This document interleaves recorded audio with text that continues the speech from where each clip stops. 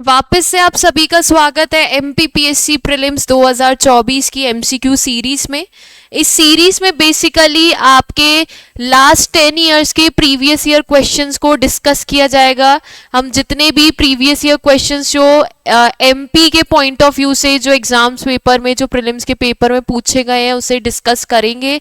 ये जो सीरीज है आप जब भी प्रीलिम्स देंगे आपके लिए ये काम आने वाली है। साथ ही साथ हम जो एक्सपेक्टेड क्वेश्चंस है जो आपका प्रीलिम्स 2024 में जितने भी संभावित प्रश्न जो बन सकते हैं, जो एक्सपेक्टेड क्वेश्चंस हैं, हम उन्हें भी डिस्कस करेंगे। तो चलिए आज का पहला क्वेश्चन देखते हैं। भोपाल राज्य के मूल संस्थापक कौन थे, यानी भोपाल स्टेट के फाउंडर बताने हैं। भोपाल स्टेट का फाउंडर कौन था? तो ऑप्शंस देखते हैं। दोस्त मोहम्मद खां, नवाब हमीदुल्ला खान, नूर मोहम्मद खां या फिर यासीन मोहम्मद खां। तो भोपाल राज्य के जो मूल संस्थापक है वो है दोस्त मोहम्मद खां। कौन है? दोस्त मोहम्मद खां। दोस्त मोहम्मद खां एक अफगान सेनापति थे। दोस्त मोहम्मद खां एक अफगान सोल्जर यानी सेनापति थे। और इन्होंने भोपाल राज्य की स्थापना कब की थी? इन्होंने भोपाल राज्य की स्थापना की थी 1724 में। दोस्त मोहम्मद खां ने भोपाल राज्य की स्थापना कब की थी? 1724 में, 1724 में। जब ये भारत आए थे, एक अफगान सेनापति जब ये भारत आए थे उस समय भारत में मुगल का शासन चल रहा था, मुगल रूल चल रहा था। और मुगल शासन में जो शासक थे, रूलर थे, वो थे औरंगजेब। कौन थे? औरंगजेब। यानी दोस्त मोहम्मद खां किस मुगल शासक के समकालीन थे? कंटेम्प्ररी थे औरंगजेब के। नेक्स्ट क्वेश्चन देखें। जो आपका नेक्स्ट क्वेश्चन है उसे देखते हैं।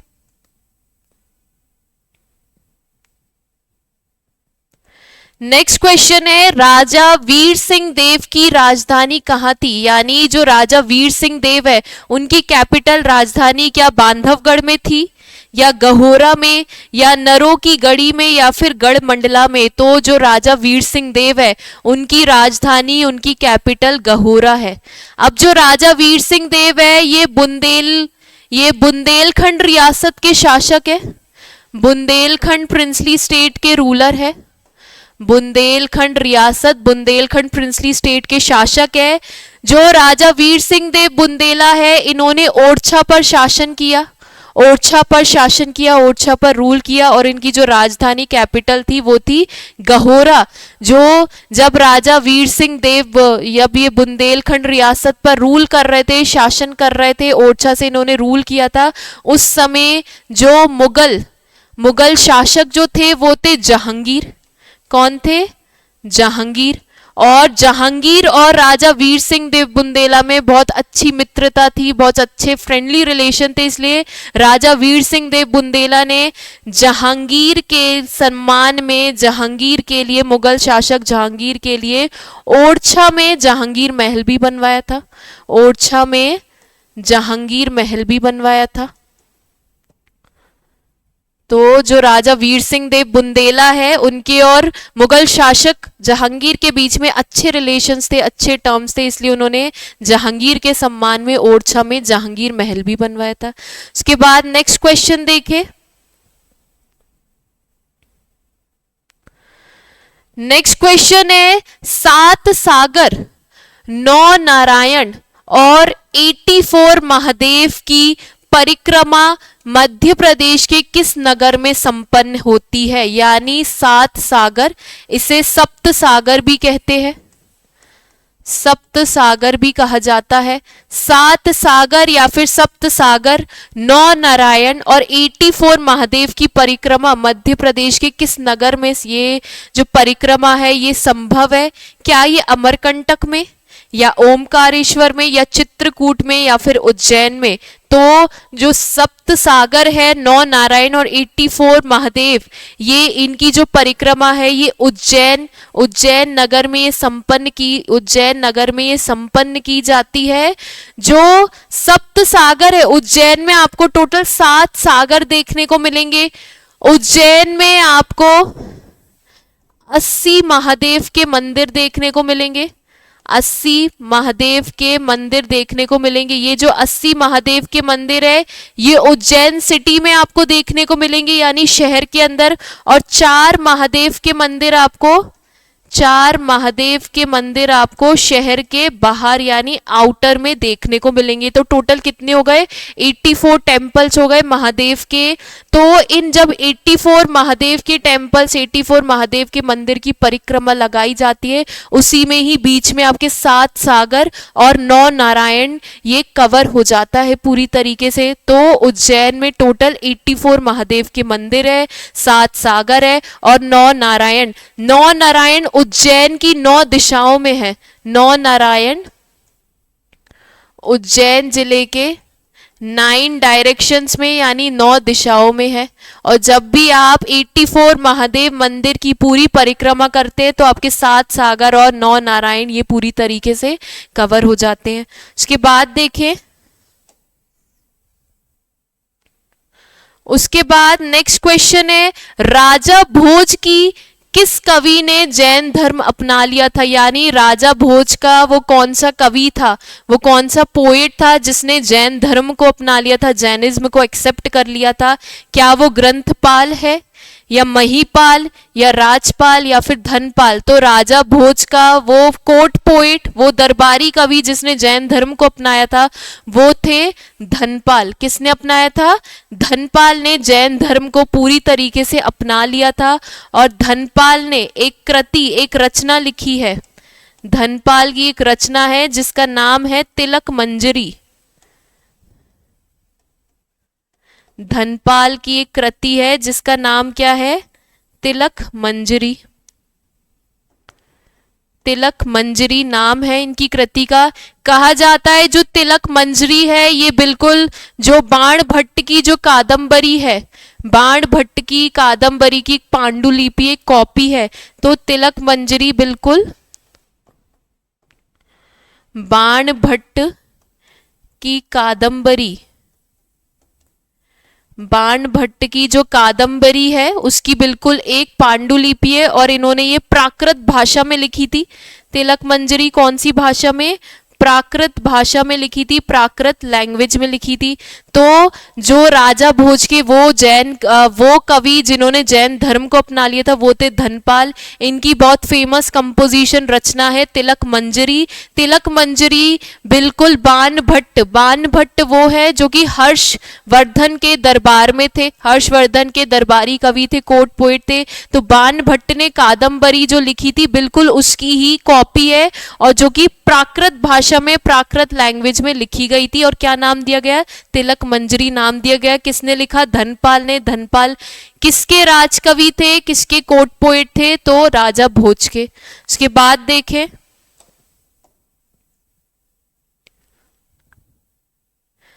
उसके बाद नेक्स्ट क्वेश्चन है, विश्व प्रसिद्ध पर्यटन स्थल सांची का प्राचीन नाम क्या है? यानी आपको सांची के एंशिएंट नेम बताने हैं।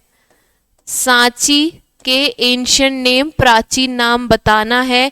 क्या वो काकनाम है या फिर वैत्रवती या बेसनगरी या फिर दशपुर? तो सांची का जो प्राचीन नाम, एंशिएंट नेम है वो है काकनाम। सांची का प्राचीन नाम, एंशिएंट नेम क्या है? काकनाम। सांची जो है ये रायसेन जिले में आता है। सांची किस जिले में आता है? रायसेन जिले में, रायसेन डिस्ट्रिक्ट में आता है। सांची के और भी प्राचीन नाम, एंशिएंट नेम्स है तो वो भी देख लीजिए। एक आपने देखा, एक है काकनाम, और भी ऐसे नाम देख लीजिए। तो वो है काकनाया, काकनाया ये भी सांची का प्राचीन नाम है, एंशिएंट नेम है। उसके अलावा काकनवा, काकनवा ये भी सांची का प्राचीन नाम है, एंशिएंट नेम है। उसके अलावा है आपका काकनाद बोट, काकनाद बोट। तो हमने 4 सांची के टोटल 4 प्राचीन नाम, एंशिएंट नेम देख ली। कौन कौन से? काकनाम, काकनाया, काकनवा और काकनाद बोट। सांची कहाँ आता है? रायसेन जिले में। उसके बाद देखें, इसके बाद नेक्स्ट क्वेश्चन है, मांडू के जहाज महल का निर्माण निम्नलिखित में से किस शासक ने करवाया था? यानी मांडू, मांडू कहाँ आता है? धार जिले में। मांडू कहाँ आता है? धार जिले में, धार डिस्ट्रिक्ट में। तो मांडू में जो जहाज महल है उसका कंस्ट्रक्शन, उसका निर्माण किसने करवाया था? क्या सुल्तान महमूद फर्स्ट ने, या सुल्तान सिराजुद्दीन सेकंड ने, या अहमद शाह फर्स्ट ने, या फिर सिकंदर शाह ने? तो जो मांडू का जो जहाज महल है उसका निर्माण करवाया था सुल्तान महमूद फर्स्ट ने। किसने निर्माण करवाया था? सुल्तान महमूद फर्स्ट ने। और सुल्तान महमूद प्रथम को गियासुद्दीन खिलजी भी कहा जाता है। सुल्तान महमूद प्रथम को गियासुद्दीन खिलजी भी कहा जाता है। तो इन्होंने ही मांडू के जहाज महल का निर्माण कराया था।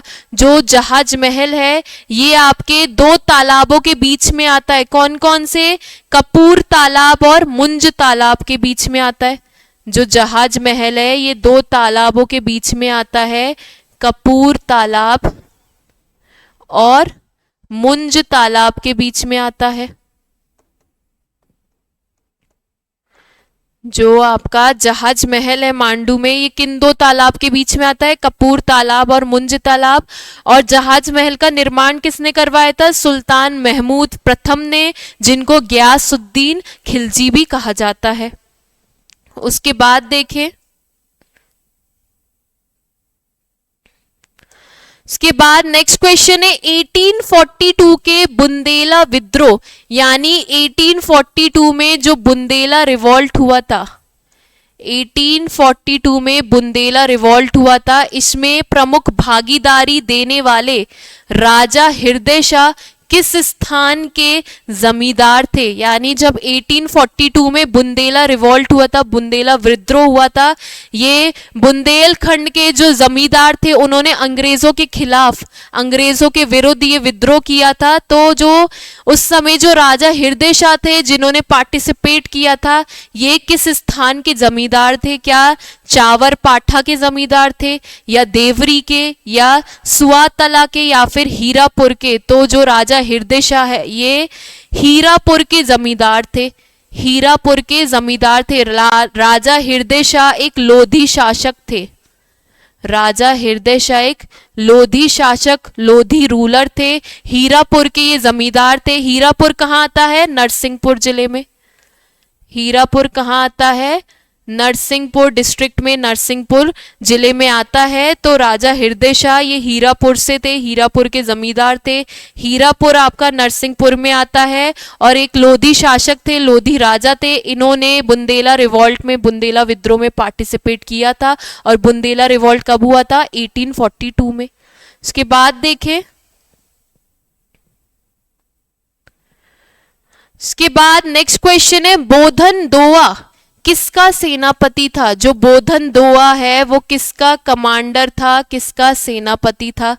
क्या वो शाहगढ़ के राजा बख्तवली का सेनापति था, या बानपुर के राजा मर्दन सिंह का सेनापति था, या हीरापुर के राजा हृदय शाह का सेनापति था, या फिर झांसी की रानी लक्ष्मीबाई का सेनापति था? तो बोधन दोआ ये शाहगढ़ के राजा बख्तबली शाह का सेनापति था। किसका? शाहगढ़ के राजा बख्तबली का सेनापति, उनका कमांडर था। शाहगढ़, ये जो शाहगढ़ रियासत है, शाहगढ़ रियासत प्रिंसली स्टेट, ये कहाँ थी? सागर में। शाहगढ़ रियासत जो है ये कहाँ थी? सागर में। इसके जो राजा थे वो थे राजा बख्तबली, और उनके जो कमांडर सेनापति थे वो थे बोधन दोआ। राजा बख्तबली ने 1857 के रिवॉल्ट में, 1857 के रिवॉल्ट में, 1857 का जो विद्रोह हुआ था 1857 की क्रांति में, इन्होंने अपना बहुत महत्वपूर्ण योगदान दिया था। अंग्रेजों के खिलाफ ये लड़े थे। तो शाहगढ़ रियासत कहाँ है? सागर में। शाहगढ़ रियासत के राजा कौन थे? बख्तबली। और बख्तबली का सेनापति कौन था? बोधन दोआ। इसके बाद देखें, उसके बाद नेक्स्ट क्वेश्चन है, चित्तौड़ के त्रिभुवन नारायण मंदिर को किसने बनवाया था? यानी चित्तौड़ का जो त्रिभुवन नारायण मंदिर है उसे किसने कंस्ट्रक्ट करवाया था? राणा प्रताप ने, राजा धंग ने, परमार राजा भोज ने या फिर पृथ्वीराज चौहान ने? तो चित्तौड़ में जो त्रिभुवन नारायण का मंदिर है वो बनवाया था परमार वंश के राजा भोज ने। किसने बनवाया था? परमार वंश के राजा भोज ने बनवाया था। ये बेसिकली आपका राजस्थान के चित्तौड़गढ़ में आएगा, राजस्थान के चित्तौड़गढ़ में आपको ये मंदिर देखने को मिलेगा। कौन सा? त्रिभुवन नारायण मंदिर। इसको किसने बनवाया? परमार वंश के राजा भोज ने इसे बनवाया था। बेसिकली एक हिंदू टेम्पल है, ये एक हिंदू मंदिर है, हिंदू टेम्पल है जो कि पूरी तरीके से भगवान शिव को समर्पित है, लॉर्ड शिवा को, भगवान शिव को समर्पित है। कौन सा मंदिर? त्रिभुवन नारायण मंदिर। कहां पर है? चित्तौड़गढ़ में, राजस्थान के चित्तौड़गढ़ में। किसने बनवाया था?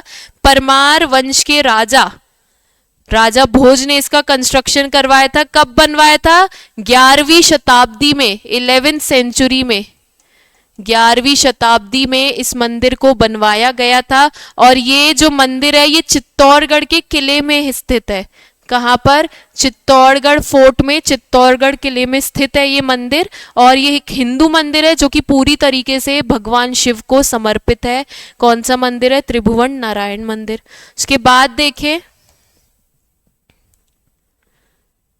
इसके बाद नेक्स्ट क्वेश्चन है, मानव सभ्यता के विकास की कहानी यानी ह्यूमन सिविलाइजेशन के डेवलपमेंट की स्टोरी दर्शाने वाला देश का सबसे बड़ा संग्रहालय, म्यूजियम, वो म्यूजियम जो कि ह्यूमन डेवलपमेंट, ह्यूमन विकास की बात करता है, उनकी कहानी को दर्शाता है, वो भारत का सबसे बड़ा म्यूजियम इंदिरा गांधी मानव संग्रहालय कहाँ पर स्थित है? क्या भोपाल में, न्यू दिल्ली में, अहमदाबाद में या फिर मुंबई में?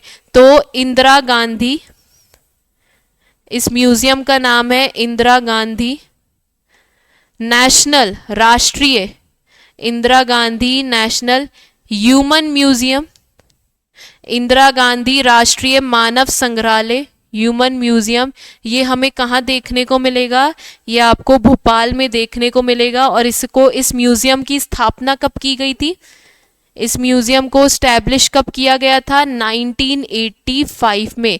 तो भोपाल का जो इंदिरा गांधी राष्ट्रीय मानव संग्रहालय है ये देश का सबसे बड़ा संग्रहालय है, म्यूजियम है जो कि मानव सभ्यता की विकास की कहानी को दर्शाता है। और इसकी स्थापना कब हुई थी? 1985 में। इसके बाद देखें, इसके बाद नेक्स्ट क्वेश्चन है आपका, गुजरी महल किसने बनवाया था? जो गुजरी महल है, गुजरी पैलेस किसने बनवाया था? अकबर ने, शाहजहां ने, मानसिंह ने या फिर इनमें से कोई नहीं? तो जो गुजरी महल है वो बनवाया था राजा मानसिंह तोमर ने। गुजरी महल किसने बनवाया था? राजा मानसिंह तोमर ने बनवाया था। इन्होंने अपनी रानी क्वीन मृगनयनी के लिए बनवाया था। इन्होंने अपनी जो इनकी रानी थी, क्वीन थी मृगनयनी, वो गुर्जर थी, एक मृगनयनी वो एक गुर्जर थी, इसलिए इस महल का नाम क्या पड़ गया? गुर्जरी महल पड़ गया। ये कहाँ पर है? ग्वालियर में। गुर्जरी महल कहाँ है? ग्वालियर में है। और लेकिन अब ये महल एक म्यूजियम है, एक संग्रहालय है। राजा मानसिंह तोमर ने अपनी रानी मृगनयनी के लिए ये महल बनवाया था जो कि गुर्जर थी, इसलिए इस महल का नाम गुजरी महल पड़ गया। ये ग्वालियर में है। लेकिन अगर आप आज प्रेजेंट में देखोगे तो अब ये महल एक संग्रहालय में, एक म्यूजियम में तब्दील कर दिया गया है। उसके बाद देखें,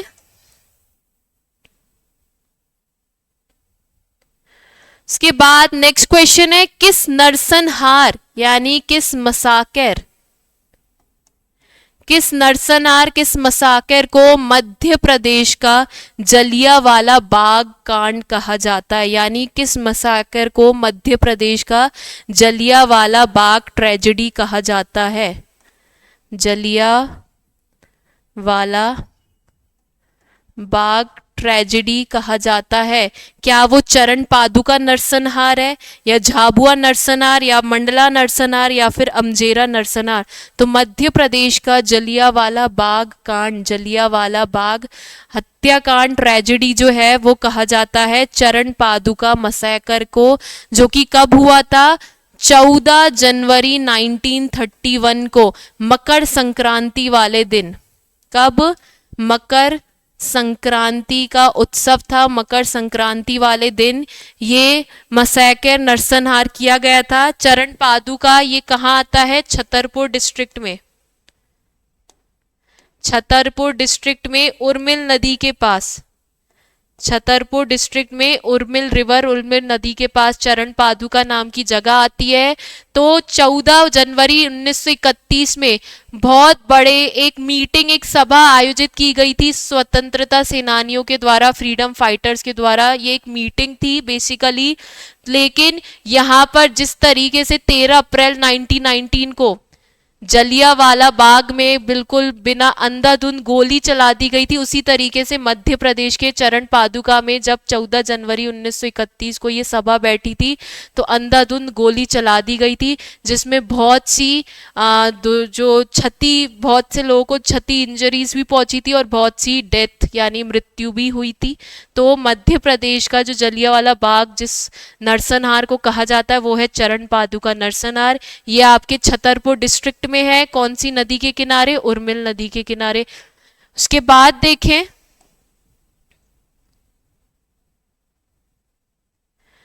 उसके बाद नेक्स्ट क्वेश्चन है, धंगदेव किस वंश के शासक थे?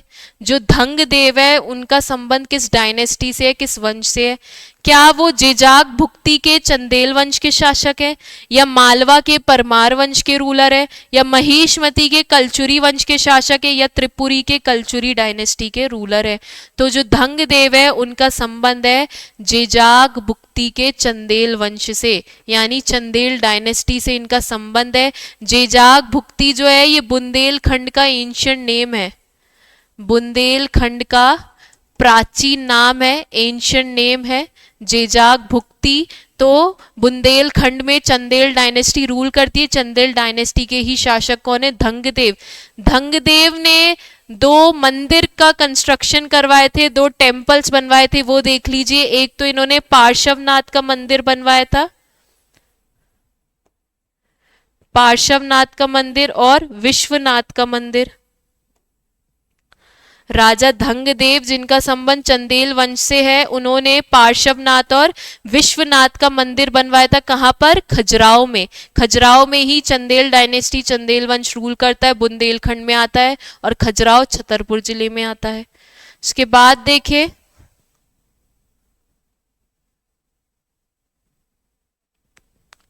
इनमें से कौन परमार वंश का शासक नहीं था?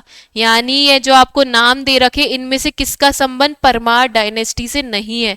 क्या वो उपेंद्र है, या मुंज, या गंगईदेव, या फिर उदय आदित्य? तो उपेंद्र जो है वो भी परमार डायनेस्टी से बिलोंग करते हैं, मुंज भी परमार डायनेस्टी से बिलोंग करते हैं, उदय आदित्य भी परमार डायनेस्टी से बिलोंग करते हैं। लेकिन जो गंगईदेव है, गंगईदेव का संबंध परमार वंश से नहीं है, इनका संबंध है त्रिपुरी के कलचुरी वंश से। इनका संबंध किससे है? त्रिपुरी के कलचुरी वंश से, कलचुरी डायनेस्टी से इनका संबंध है। किसका? गंगईदेव का। बाकी उपेंद्र, मुंज, उदयादित्य, इन तीनों का ही संबंध परमार वंश से है। उसके बाद देखें,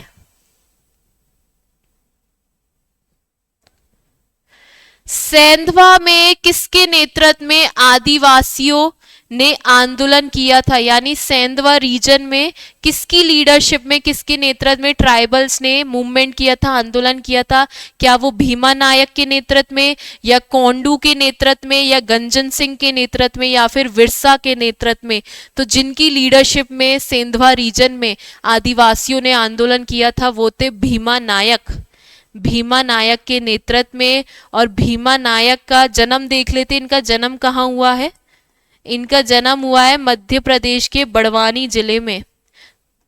भीमा नायक का जन्म कहाँ हुआ है? मध्य प्रदेश के बड़वानी जिले में। इनको, भीमा नायक को निमाड़ का रॉबिन हुड भी कहा जाता है, Robin Hood of Nimar. Bhima Nayak को निमाड़ का रॉबिन हुड भी कहा जाता है। बड़वानी में इनका जन्म हुआ था। सेंधवा रीजन में इन्होंने आदिवासियों का नेतृत्व किया था, आदिवासियों ने इनके ही लीडरशिप में आंदोलन किया था अंग्रेजों के खिलाफ। और भीमा नायक का 1857 के रिवॉल्ट में 1857 के रिवॉल्ट में बहुत महत्वपूर्ण योगदान है, अंग्रेजों के खिलाफ इन्होंने जंग लड़ी थी। उसके बाद देखिए, इसके बाद नेक्स्ट क्वेश्चन है भीमबेटका की गुफाएं कहां स्थित है, यानी जो भीमबेटका केव्स है, भीमबेटका केव्स हमें कहां देखने को मिलेगी? क्या वो भोपाल में है, पचमढ़ी में, सिंगरौली में, या फिर रायसेन के अब्दुल्लागंज में? तो भीमबेटका की गुफाएं कहाँ है? रायसेन के अब्दुल्लागंज में आपको ये गुफाएं देखने को मिलेगी। जो भीमबेटका की गुफाएं हैं 2003 में 2003 में इसको 2003 में यूनेस्को की वर्ल्ड हेरिटेज साइट में, विश्व धरोहर स्थल में, यूनेस्को की वर्ल्ड हेरिटेज साइट में यानी विश्व धरोहर स्थल में से सूचीबद्ध लिस्टेड किया गया है। तो जो मध्य प्रदेश के रायसेन जिले के अब्दुल्लागंज में जो आपको भीमबेटका की गुफाएं देखने को मिलेगी, ये 2030 में से यूनेस्को की वर्ल्ड हेरिटेज साइट में लिस्टेड कर दिया गया था। उसके बाद देखिए, इसके बाद है महारानी लक्ष्मीबाई की समाधि कहाँ स्थित है?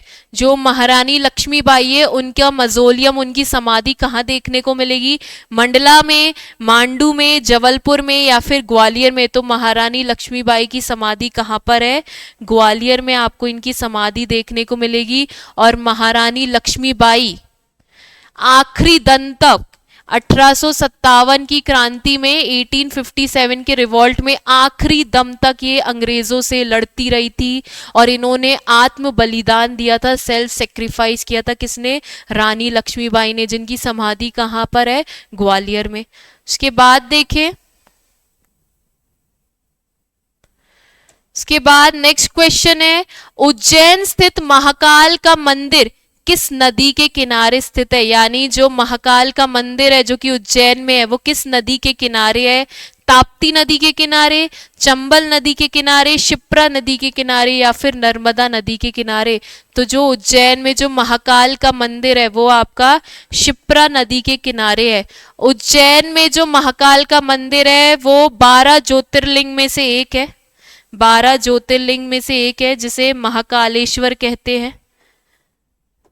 टोटल 12 ज्योतिर्लिंग है जिसमें से 2 एमपी में, एक उज्जैन में महाकालेश्वर और दूसरा खंडवा में ओमकारेश्वर।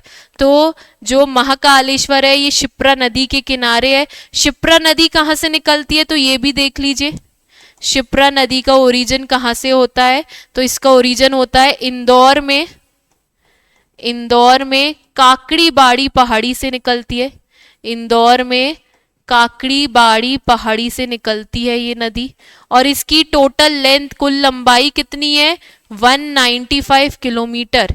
शिप्रा नदी की कुल लंबाई कितनी है? 195 किलोमीटर। और फिर शिप्रा नदी राजस्थान में जाकर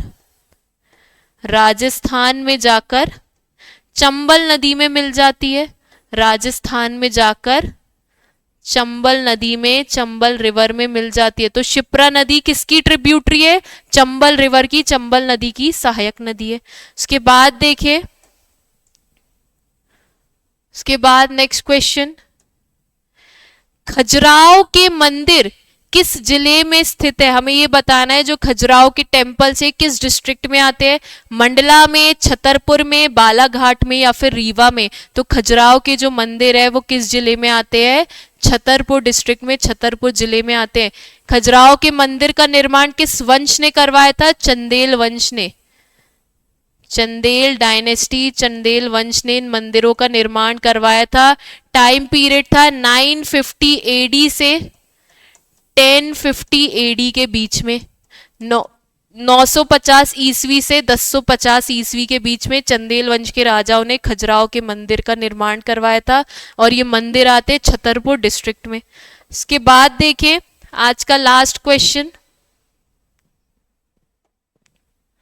सांची स्तूप का निर्माण किसने करवाया था? जो सांची स्तूप है उसका कंस्ट्रक्शन किसने करवाया था? चंद्रगुप्त ने, गौतम बुद्ध ने, महावीर ने या फिर अशोक ने? तो सांची स्तूप का निर्माण किसने करवाया था? सम्राट अशोक ने इन स्तूप का निर्माण करवाया था। और सांची स्तूप किस जिले में आते हैं? रायसेन में। सांची स्तूप किस जिले में आते हैं? रायसेन में। साथ ही साथ जो सांची स्तूप है, सांची स्तूप को 1989 में यूनेस्को के द्वारा वर्ल्ड हेरिटेज साइट में यानी विश्व धरोहर स्थल में सूचीबद्ध किया गया था। वर्ल्ड हेरिटेज साइट में लिस्टेड किया था, सूचीबद्ध किया गया था। तो सांची का स्तूप किसने बनवाए थे? सम्राट अशोक ने। सम्राट अशोक ने कलिंग युद्ध के बाद बौद्ध धर्म को अपनाया था और इन्होंने टोटल 84,000 स्तूप बनवाए थे पूरे जम्बू द्वीप पर। कितने? 84,000 स्तूपास कंस्ट्रक्ट करवाए थे। तो आज के आपके 20 क्वेश्चन थे, 20 प्रश्न थे। आप लोग कमेंट सेक्शन में बताइए कि आपको ये सीरीज कैसी लग रही है। धन्यवाद।